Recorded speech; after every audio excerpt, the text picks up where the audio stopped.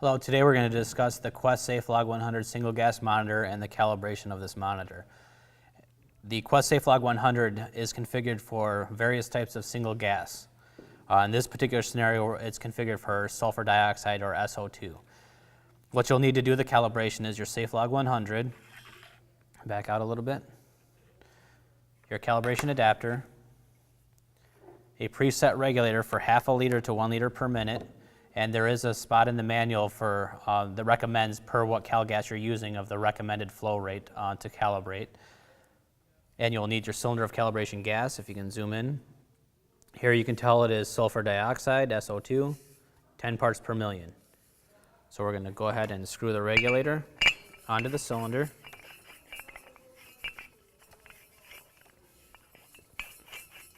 And you'll see the needle deflect up, showing that there is pressure in the cylinder. You can go ahead and put your cal adapter onto the instrument.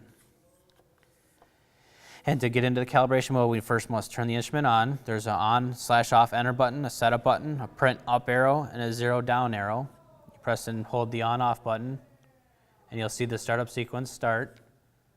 It'll tell you the revision software. It'll give you the chirp, and it'll tell you SO2 it's configured for. It'll tell you the comfort chirp is set for 0 is off, 1 is on. The battery voltage is 9.3. At about 6.3 volts, it'll go into a low battery, indicating that it needs to be replaced and give you about 8 hours worth of usage. A standard 9-volt battery will give you 100 hours worth of usage.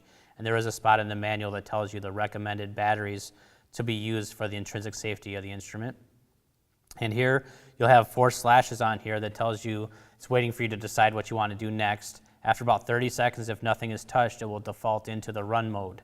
Or you just simply hit enter, and it'll go into a level or run. Now it's detecting the calibration gas and starts recording the data. And if you want to get out of the run mode, you press and hold the enter button. You'll see that cancel in 3, 2, 1, 0. Now you're out of the run mode, and it'll shut off in approximately 3 seconds if you continue to hold it. Or if you let go, you're back out of that.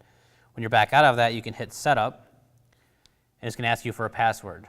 The password is either going to be set by your company, which you'll need to know, or a default password is 0000. So we just hit enter, enter, enter, enter, and now you are into a mode where you can toggle through. You're on a 0 mode as indicated in the bottom here. If you were to hit enter, it'll say it's doing a 0 with fresh air. So you want to ensure that you're in fresh air, not around cigarette smoke, or in the area that you're going to be detecting.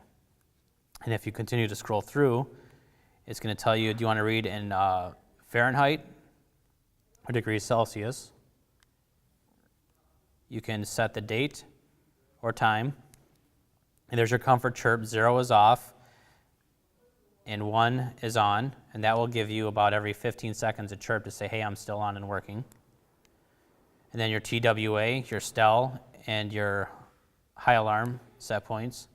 And there's your calibration mode. So if you go into the level for the calibration gas is 10, which matched the cylinder, what was in the cylinder of 10 ppm. And to get into the cal mode, you just simply, when it says cal at this point, you want to connect your tubing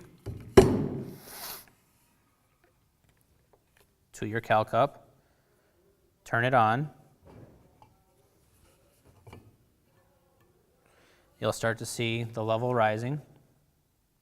You want to wait till this level stabilizes, then hit enter to go into your cal mode.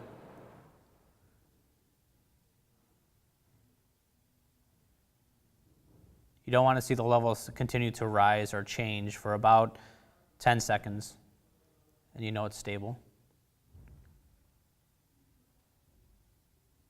Then you can hit the enter button, and it says cal. It's called at 10. So you can shut it off, remove the cal adapter. You'll see the levels start to go to 0. At this point, you can hit your enter button.